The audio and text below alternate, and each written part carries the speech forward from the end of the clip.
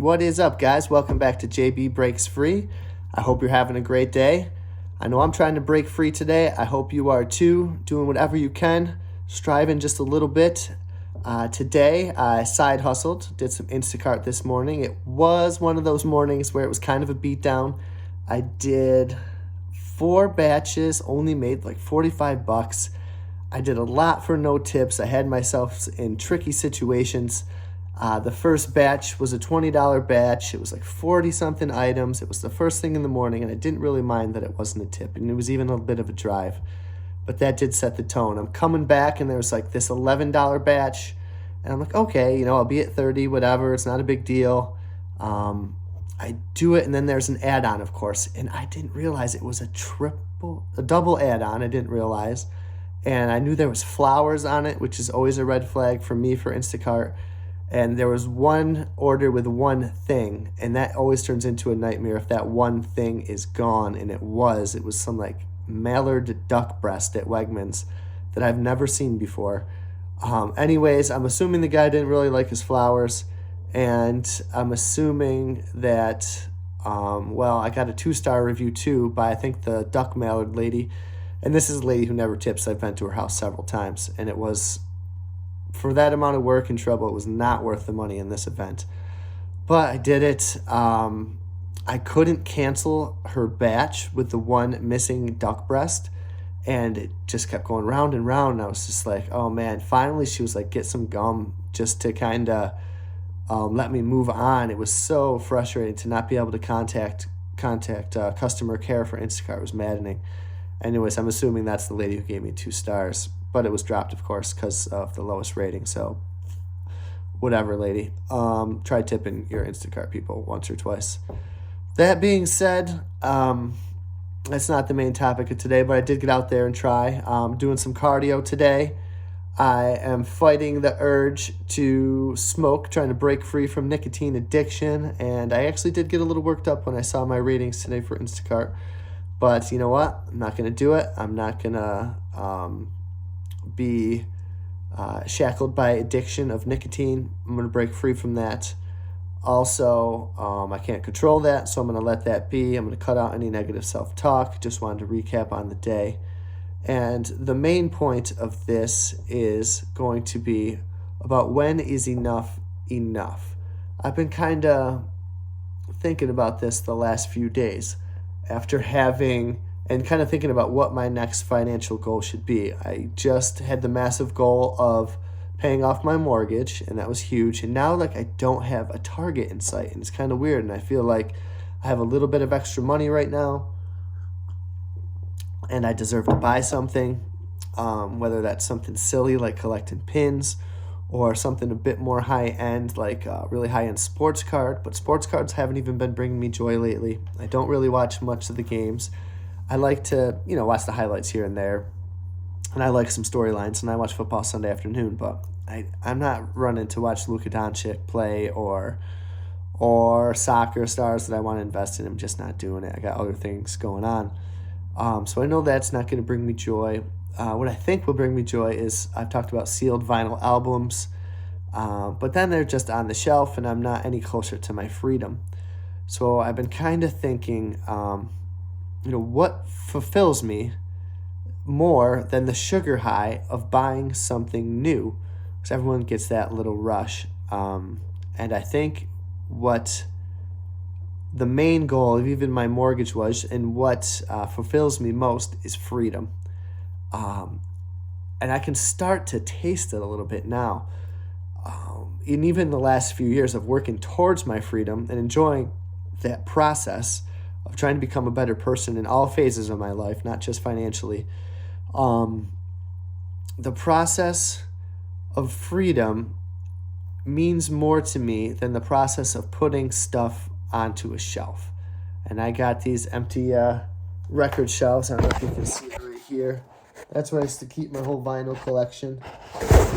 And there's even more. I don't know if you can see it in there. I had tons of those shelves filled. And it didn't make me any happier. It really did not. And now they're empty again.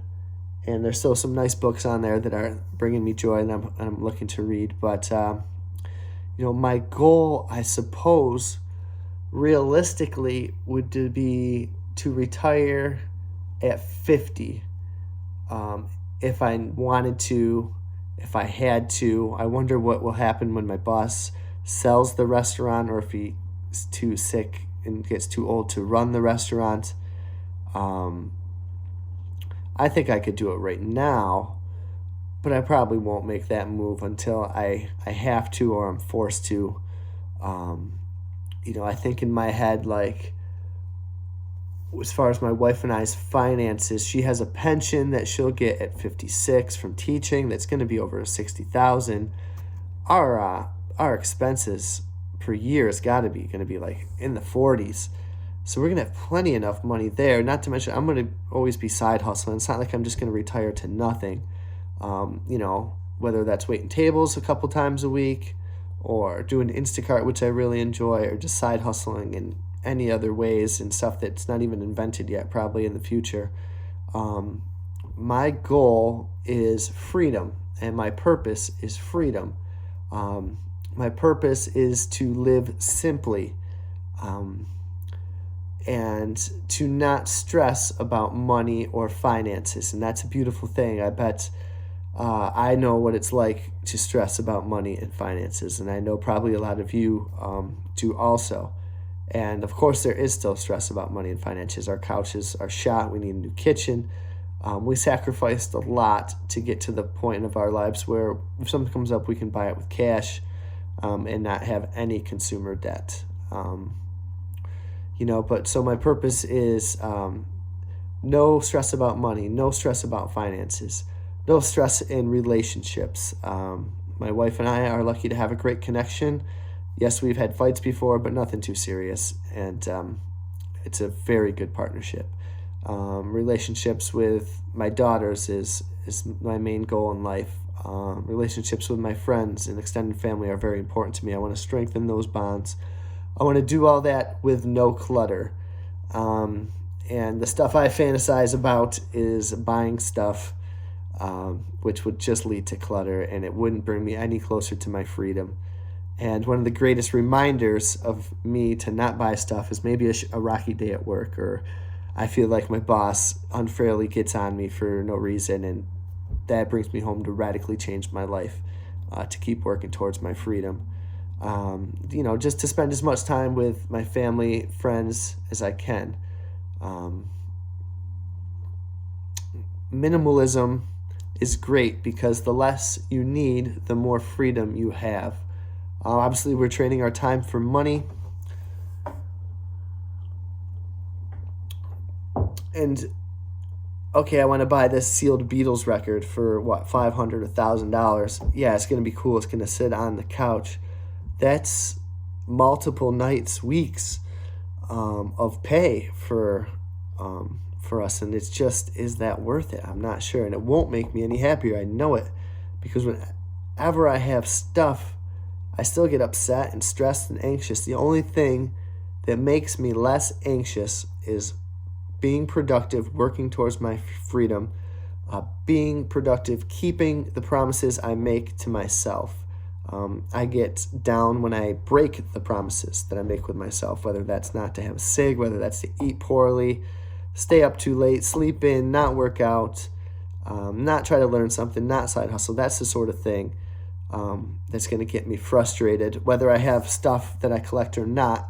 And the stuff that's going to make me happy is doing side hustling and reading and stretching and lifting and learning and spending quality time with my family and keeping the promises I make to myself. And that's what's going to make me happy. And it's not, again, going to be the stuff on my shelf. So when is enough enough?